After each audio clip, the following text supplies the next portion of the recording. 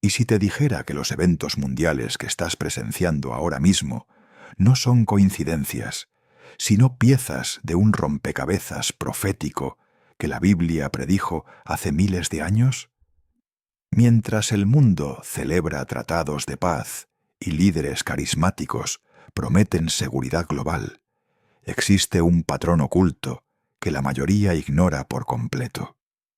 Hoy vamos a descubrir por qué los acuerdos de paz en Oriente Medio, el aumento del control gubernamental y la persecución creciente hacia los cristianos no son eventos aislados, sino señales claras de que vivimos en tiempos proféticos.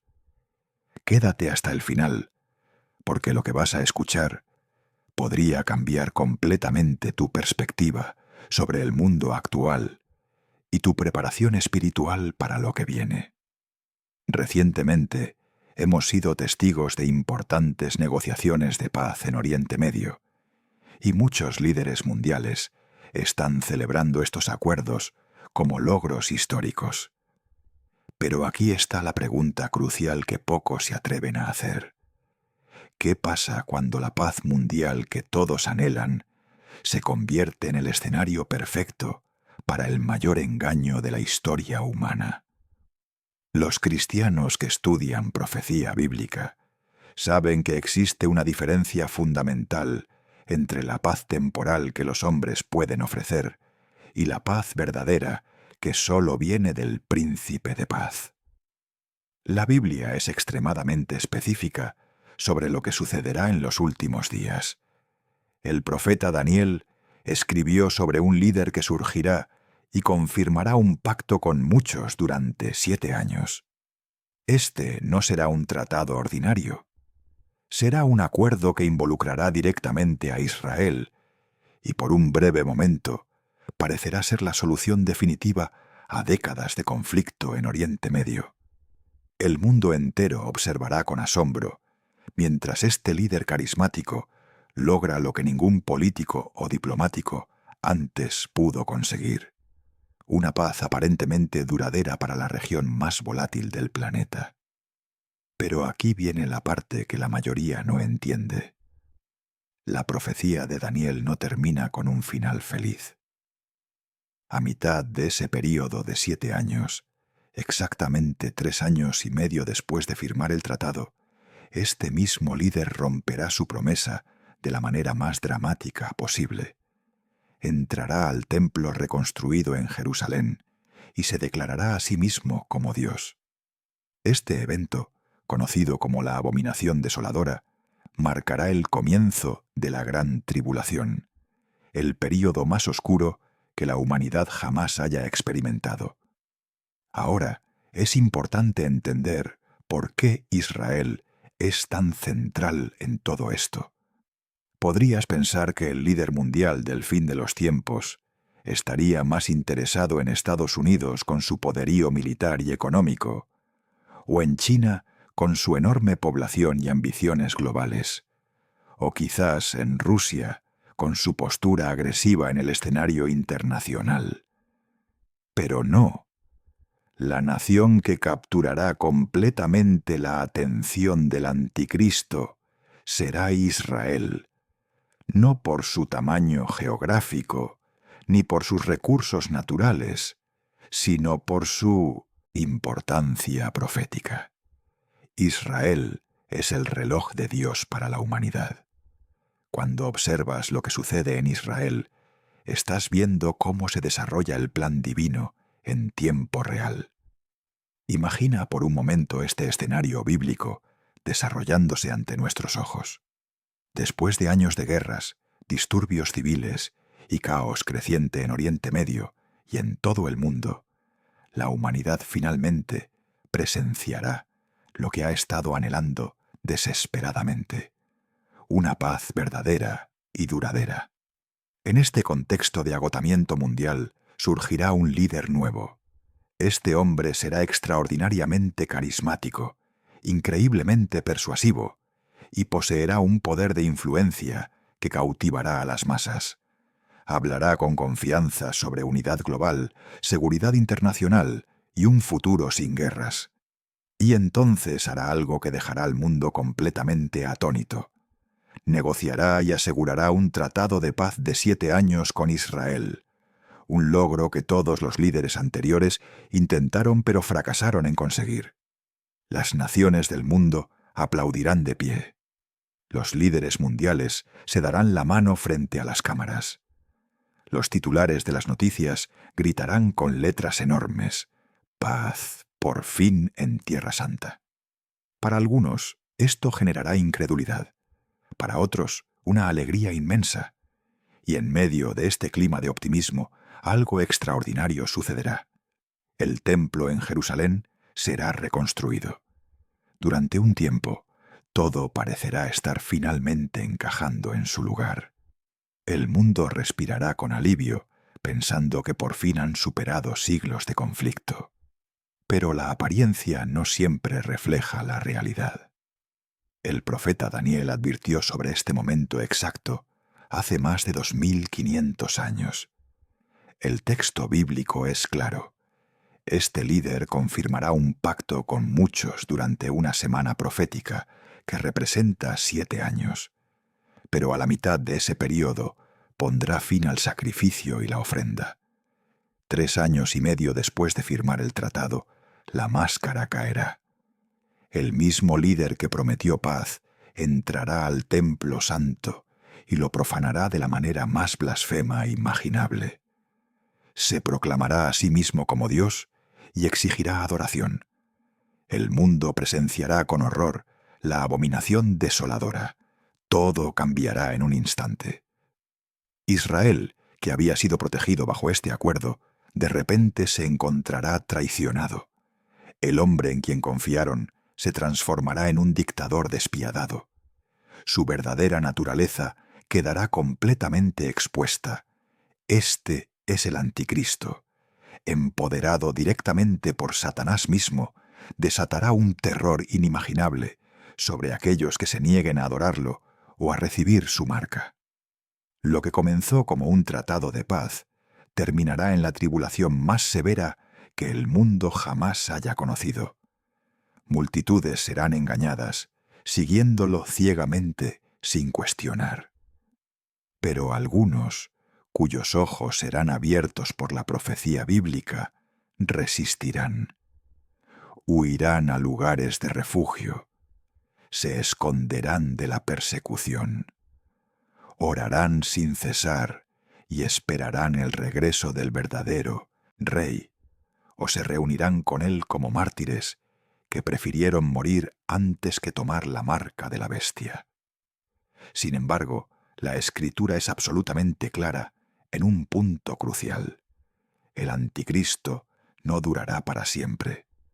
Su poder ascenderá hasta niveles sin precedentes, pero también caerá de manera catastrófica. La creencia de que el anticristo formará un falso tratado de paz con Israel se basa directamente en el capítulo 9, versículo 27 del libro de Daniel. El texto dice que él confirmará un pacto con muchos durante una semana profética. En medio de esa semana pondrá fin al sacrificio y a la ofrenda. La interpretación tradicional identifica al pronombre masculino como el anticristo. El pacto es interpretado como un tratado de paz, específicamente con Israel. La semana se refiere al período de 7 años.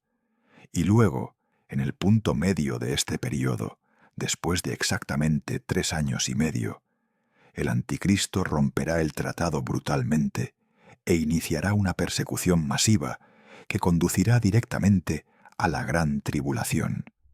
Al principio de su reinado, el anticristo será aclamado por el mundo entero como un líder maravilloso y extraordinariamente sabio. Introducirá ideas y soluciones que parecerán resolver muchos de los problemas globales más apremiantes. Muchos estudiosos de profecía creen que el mundo estará sumido en un caos absoluto cuando este hombre suba al escenario mundial. Quizás emergerá inmediatamente después de una guerra devastadora que deje a las naciones en ruinas. Tal vez aparecerá tras una nueva pandemia global que supere en severidad a cualquier crisis sanitaria anterior. Podría surgir en el colapso financiero más catastrófico de la historia humana. O posiblemente su ascenso ocurrirá justo después del rapto de la Iglesia, cuando millones de cristianos desaparezcan instantáneamente de la tierra, dejando un vacío de liderazgo y un pánico mundial inimaginable. En medio de ese caos absoluto, este hombre se posicionará en el centro de atención mundial, con planes detallados y promesas convincentes de salvar a la civilización del colapso total.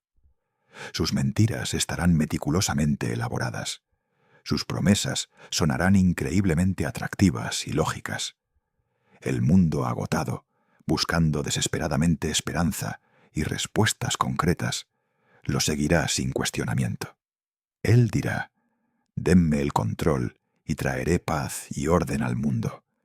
Confíen en mí, porque yo conozco el camino hacia la salvación». Estas serán mentiras cuidadosamente disfrazadas. Ocultará su verdadera agenda detrás de una fachada de preocupación humanitaria. Y las naciones desesperadas, una tras otra, rendirán su soberanía a este autoproclamado hombre de paz. Con el tiempo, este líder dominará todos los sistemas mundiales principales: el económico, el político, el religioso. Liderará un gobierno mundial único y centralizado. Y cuando el mundo suplique por paz a cualquier costo, esta entidad maligna presentará un tratado de paz como la solución final. Ahora bien, algunos podrían preguntarse: ¿por qué debería importarme un tratado que ni siquiera se ha firmado todavía? ¿Por qué preocuparme por eventos futuros que pueden o no suceder en mi vida? Déjame explicarte exactamente por qué esto es crucial para cada persona hoy. Este pasaje bíblico revela la profundidad absoluta del engaño satánico. Satanás no siempre aparece como un león rugiente y amenazante. A veces viene disfrazado como un pacificador benevolente, como un salvador carismático, como un unificador que promete resolver todos nuestros problemas. Y si no conoces profundamente la palabra de Dios, serás vulnerable a cada paz falsificada que el mundo te ofrezca. Nuestro mundo actual está maduro para exactamente este tipo de engaño masivo. Ya estamos viendo cómo se prepara el escenario: inestabilidad global sin precedentes, confusión moral generalizada, la marginalización sistemática de la verdad bíblica y una hostilidad creciente e intensa hacia Israel. Pero la Biblia ha dejado abundantemente claro que no habrá paz verdadera y duradera hasta que el Príncipe de Paz, Jesucristo mismo, regrese personalmente para establecer su reino milenial. El anticristo hará un pacto y lo romperá brutalmente. Pero Cristo hizo un pacto en su sangre derramada en la cruz, y Él jamás lo romperá. Si estás en Cristo, no tienes absolutamente nada que temer. Tu futuro no está construido sobre las promesas falsas y vacías de los hombres, sino sobre las promesas inquebrantables e inmutables de Dios. Y mientras el mundo se dirige inevitablemente hacia el juicio divino, nosotros los creyentes esperamos a un Salvador que viene del cielo.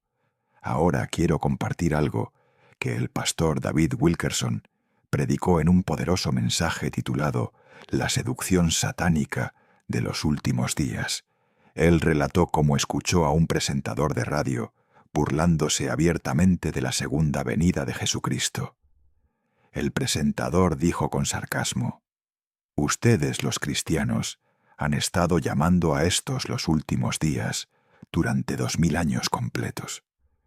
Nada ha cambiado realmente. Cada generación ha tenido sus problemas y desastres. ¿Qué tal si me hablan de esto dentro de 200 años? La ironía es que la Biblia predice exactamente que este tipo de burla escéptica sucederá en los últimos días.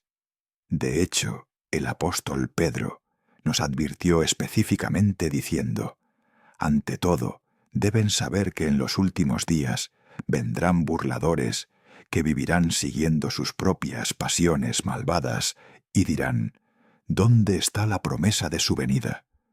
Desde que murieron nuestros padres, todo sigue exactamente igual desde el principio de la creación. David Wilkerson continuó enseñando con gran claridad. No es que el mal se haya vuelto más fuerte o que sea más seductor que en cualquier otra época de la historia humana. De hecho, tenemos cristianos hoy que, a pesar de todo el aumento de la maldad en la sociedad, están creciendo más cerca de Jesús que nunca antes. Son más santos que cualquier generación cristiana anterior. Tenemos un pueblo remanente que camina en medio de toda esta inmundicia moral y espiritual, completamente intocado por ella, siendo vencedores genuinos en Jesucristo. Pero el apóstol Pablo ve en esta última generación algo específico: un dar oídos a espíritus seductores. Él está diciendo que el infierno mismo abrirá su boca de par en par y saldrán hordas de espíritus seductores, espíritus demoníacos diseñados específicamente para seducir y, si fuera posible, engañar incluso a los escogidos de Dios. Déjame aclarar algo crucial sobre estos espíritus seductores. Suenan bien, suenan correctos, suenan lógicos y razonables. Pero ahí es donde termina su poder. Son mera apariencia sin sustancia. Por el contrario, el verdadero evangelio de Cristo desafía tu comodidad. Te convence de pecado. Te ilumina con verdad divina. Exige una respuesta concreta en términos de cambiar radicalmente la manera en que vives y piensas, alineando todo a la palabra de Dios. Wilkerson dio una ilustración brillante. Dijo: supongamos que el apóstol Pablo volviera a la vida hoy y le permitiéramos ver los supuestos milagros de la tecnología moderna. Para él, ver un automóvil o un avión sería absolutamente alucinante y más allá de su comprensión. Pero si entrara a nuestros hogares y viera esa pequeña caja que llamamos televisión, y la encendiéramos, y de repente se diera cuenta de que ya no tienes que ir físicamente a una casa de prostitución, porque justo ahí en tu hogar tienes acceso instantáneo a entretenimiento adulto pecaminoso, él reconocería esto como una maravilla perversa, grandes señales y prodigios de seducción diabólica. La palabra seducir significa ser atraído y alejado de lo que es correcto, moral y puro. Satanás tiene a algunos de ustedes que están aquí ahora mismo. Ya los ha tomado de la mano y los está guiando hacia una seducción gradual, pero devastadora. Los está seduciendo lejos del corazón de Dios, lejos del corazón de Jesucristo, y están bajo un engaño profundo. El Espíritu Santo quiere exponer eso en este momento. Quiere revelarlo claramente para poder salvarte de ello. Piensa cuidadosamente sobre lo que estoy diciendo. La seducción satánica nunca será algo abiertamente malvado y aterrador. Nunca verás un demonio rojo y aterrador intentando obviamente seducir a alguien hacia el pecado. Siempre serán cosas sutiles, cosas que parecen completamente inofensivas y hasta beneficiosas. De hecho, terminas pasando más tiempo haciendo esas cosas supuestamente inofensivas que cualquier cosa relacionada con Dios. Consideremos algunos ejemplos prácticos y concretos de cómo funciona esta seducción hoy. El entretenimiento moderno. Tienes tu teléfono inteligente siempre en tu mano. Tienes redes sociales que revisan constantemente. Pasas horas interminables desplazándote por contenido tras contenido. Luego quieres relajarte y terminas viendo una película tras otra o una nueva serie de televisión que te atrapa en episodios interminables. Tienes la opción de ponerte tu nuevo casco de realidad virtual y escapar completamente del mundo real. O para algunos están profundamente inmersos en los videojuegos y antes de que te des cuenta, es el final del día completo y no has pasado ni un solo minuto en oración sincera ni en la lectura de la palabra de Dios. Tal vez eres alguien que está muy metido en el fitness y la salud física. Tienes tus rutinas de ejercicio. Tienes que preparar meticulosamente tus comidas. Tienes que irte a la cama temprano para asegurarte de obtener tus 8 horas completas de sueño antes de salir a trabajar por la mañana. Día tras día, quizás solo horas de manera superficial, o lees 1 o 2 versículos antes de dormirte. Estas actividades no son necesariamente malas en sí mismas. El ejercicio es bueno. El entretenimiento tiene su lugar. Pero cuando te impiden pasar tiempo de calidad con Dios, entonces estás siendo engañado sobre lo que realmente importa en la vida. Has sido seducido lejos de lo primordial hacia lo secundario. En uno de sus sermones, el teólogo R.C. Sproul compartió algo fascinante. Dijo que alguien vino a Jesús con una pregunta extraordinariamente importante. Y antes de repetir esta pregunta, quiero que te la hagas a ti mismo. ¿Cómo respondería yo a esta pregunta? La persona viene a Jesús y le pregunta directamente: Señor, ¿serán pocos los que se salven? ¿Alguna vez te has preguntado sobre esto? La mayoría de las personas que están vivas hoy irán al cielo o irán al infierno. Si vas regularmente a servicios funerarios de tus amigos y conocidos que mueren, la respuesta que culturalmente se da a esa pregunta es que un número abrumador irá al cielo.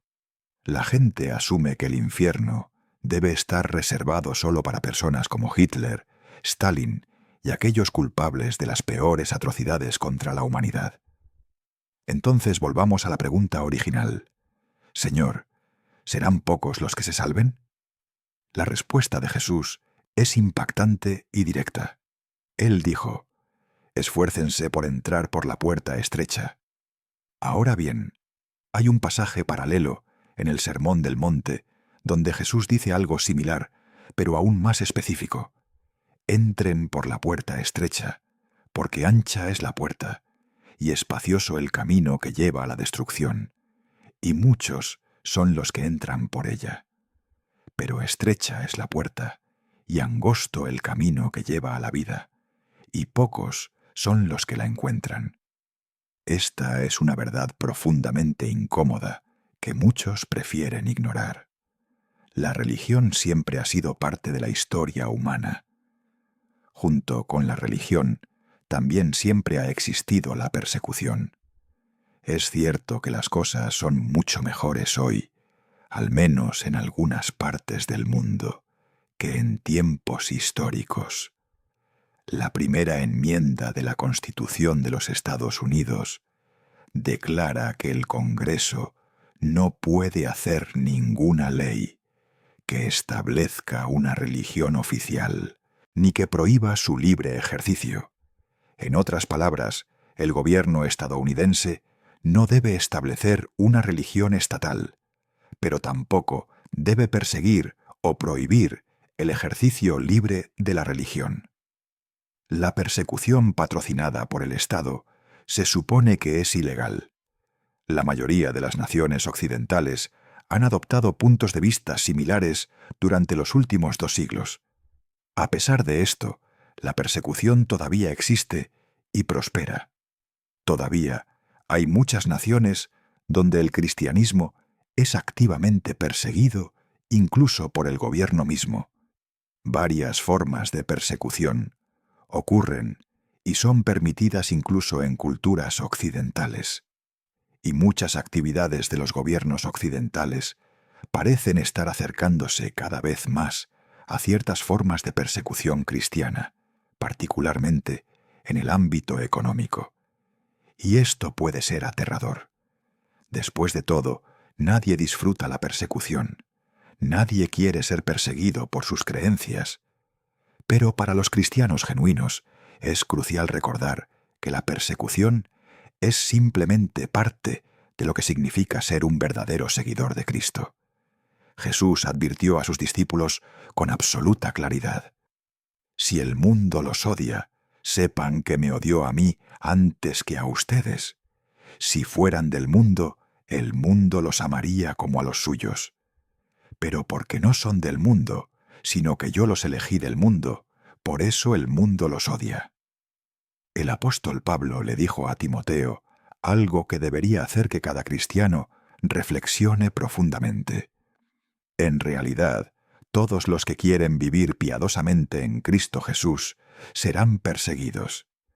Si somos cristianos fieles y genuinos, entonces en algún momento y de alguna manera seremos perseguidos. No es una posibilidad, es una certeza bíblica. La persecución ha tomado muchas formas a lo largo de los siglos. Los cristianos han sido marginados socialmente, golpeados brutalmente, encarcelados injustamente y ejecutados públicamente.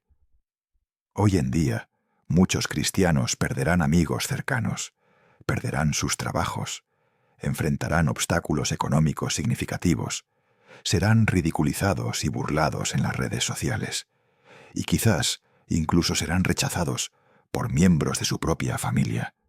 Todas estas cosas son difíciles, dolorosas y emocionalmente devastadoras, pero debemos estar siempre listos para enfrentar y soportar la persecución en nuestro servicio a Dios. Hay algo más sobre la persecución que es fundamental entender y nunca olvidar. No funcionará. La persecución nunca ha funcionado contra la Iglesia y nunca lo hará. Claro, puede haber individuos e incluso grupos aquí y allá que renuncien a su fe debido a la persecución intensa. Pero la Iglesia misma nunca será derrotada por la persecución. La Iglesia ha enfrentado diversas formas y grados de persecución durante casi 2000 años completos, y sin embargo, la Iglesia todavía está en pie, más fuerte que nunca. Algunos de los períodos de crecimiento más explosivo e impresionante en la historia de la Iglesia han ocurrido precisamente durante tiempos de persecución intensa y severa. En los primeros años de existencia de la Iglesia, los líderes judíos buscaron erradicar completamente el cristianismo a través de la persecución sistemática. No funcionó en absoluto. Unas pocas décadas más tarde, el Imperio Romano se volvió abiertamente hostil hacia la religión, en auge del cristianismo, y emperadores como Nerón desataron una violencia cruel e inimaginable sobre la Iglesia. A pesar de que la superpotencia mundial estaba persiguiendo activamente a la Iglesia y buscando destruirla por completo, la Iglesia no solo sobrevivió, sino que prosperó increíblemente. A medida que los soldados romanos mataban a los cristianos en los coliseos y circos, más y más personas se convertían al cristianismo. En lugar de extinguirse, el reino de Cristo continuó expandiéndose de manera exponencial. ¿Cómo es esto posible? ¿Por qué crece la Iglesia cuando es perseguida? ¿Por qué los cristianos individuales se vuelven más fuertes espiritualmente después de soportar un período de persecución severa? Hay varias razones bíblicas y prácticas, pero aquí hay algunas fundamentales para considerar cuidadosamente. Primero, la persecución es ineficaz, porque cuando las personas luchan contra la Iglesia, están luchando directamente contra Dios mismo. No importa cuán fuerte sea un gobernante, una nación o una coalición de poderes mundiales. Cuando luchan contra el reino de Dios, nunca ganarán la batalla final. Puede haber algunos que abandonen la fe temporalmente. Puede haber incluso aquellos que sean martirizados y asesinados, pero la Iglesia misma nunca será derrotada. En Mateo capítulo 16, versículo 18, Jesús prometió construir su iglesia y declaró que las puertas del infierno no prevalecerán contra ella. Si el infierno mismo, con todo su poder demoníaco, no puede derrotar a la iglesia, ¿qué esperanza tienen los gobiernos humanos? Como Pablo declara triunfalmente en Romanos capítulo 8, versículo 31, si Dios está por nosotros, ¿quién contra nosotros? Segundo, la persecución es ineficaz, porque en lugar de destruir la fe genuina, la persecución fortalece la fe auténtica. Esto es indudablemente porque los cristianos son el pueblo de Dios, y por la gracia de Dios, su pueblo está capacitado sobrenaturalmente para crecer espiritualmente a pesar de las pruebas más severas. Santiago lo expresa de esta manera poderosa. Considérenlo todo gozo, hermanos míos, cuando se encuentren con pruebas de diversos tipos, porque saben que la prueba de su fe produce perseverancia. Y dejen que la perseverancia tenga su efecto completo, para que sean perfectos y completos, sin que les falte nada. La persecución, como cualquier prueba difícil, es dura y dolorosa, pero las dificultades construyen fuerza espiritual genuina. Levantar pesas es difícil e incluso doloroso físicamente, pero puede ayudar a una persona a volverse más fuerte si persiste a través de la dificultad y continúa con el esfuerzo. Lo mismo ocurre con las dificultades espirituales. Cuando confiamos en el Señor y soportamos la prueba con fe, nuestra fe crece y se profundiza. Por lo tanto, la persecución no debería derrotarnos espiritualmente. Si soportamos la persecución con fe y confianza en Dios, en realidad nos volveremos más fuertes espiritualmente. ¿Y qué gozo tan profundo es eso? Piénsalo de esta manera. Cualquier cosa que otros hagan para perseguirnos solo nos hará más fuertes espiritualmente si nos mantenemos fieles. Y si hacen lo peor y nos matan físicamente, bueno, entonces llegamos a casa para estar con el Señor por toda la eternidad. Estas verdades no eliminan el dolor inmediato de la persecución, pero deberían darnos el coraje y la fuerza necesarios para soportarla con dignidad. Y por último, la persecución es ineficaz, porque típicamente causa que el Evangelio se propague más lejos hacia nuevas áreas geográficas. En el libro de Hechos, capítulo 8, leemos sobre Saulo de Tarso y los líderes judíos intensificando sus esfuerzos para perseguir violentamente a los cristianos. Y encontramos que los cristianos en Jerusalén se dispersaron por toda la región hacia otras áreas. ¿Y qué hicieron mientras huían de la persecución? Predicaron el Evangelio. Hechos capítulo 8, versículo 4, dice claramente: ahora bien, los que fueron dispersados iban por todas partes predicando la palabra. En sus esfuerzos por silenciar la predicación del Evangelio, los líderes judíos, sin saberlo, alentaron que el Evangelio de Jesús llegara a nuevas áreas. Y la persecución casi siempre ha hecho exactamente eso a lo largo de la historia. A veces la persecución nos sacude de nuestras zonas de comodidad, y al hacerlo encontramos nuevas oportunidades para compartir el Evangelio. Y a medida que el Evangelio se comparte en nuevos lugares, nuevas almas son ganadas para el reino de Cristo. A lo largo de toda la historia humana, el pueblo del Señor ha enfrentado persecución de una forma u otra. Y por más tiempo que dure este mundo, seguiremos enfrentando persecución en diversos grados. Pero el enemigo no ha vencido al pueblo de Dios todavía, y nunca lo hará. El Apocalipsis, el libro final de la Biblia, advierte que el pueblo de Dios enfrentará persecución severa en ciertos momentos. Pero el Apocalipsis no es solo una advertencia terrible sobre posibles dificultades futuras. Resuena con la promesa poderosa de que Dios triunfará finalmente. Y aquellos que permanezcan fieles al Señor, a pesar de las dificultades y persecuciones, reciben una promesa gloriosa. Todos haríamos bien en leer, considerar y atesorar profundamente la promesa del Señor en Apocalipsis capítulo 2, versículo 10. No temas lo que estás por sufrir. He aquí, el diablo está por echar a algunos de ustedes en la cárcel para que sean probados, y tendrán tribulación por 10 días. Sé fiel hasta la muerte, y yo te daré la corona de la vida. Hemos recorrido juntos un camino profético intenso hoy, desde los tratados de paz en Oriente Medio hasta la persecución creciente de la Iglesia.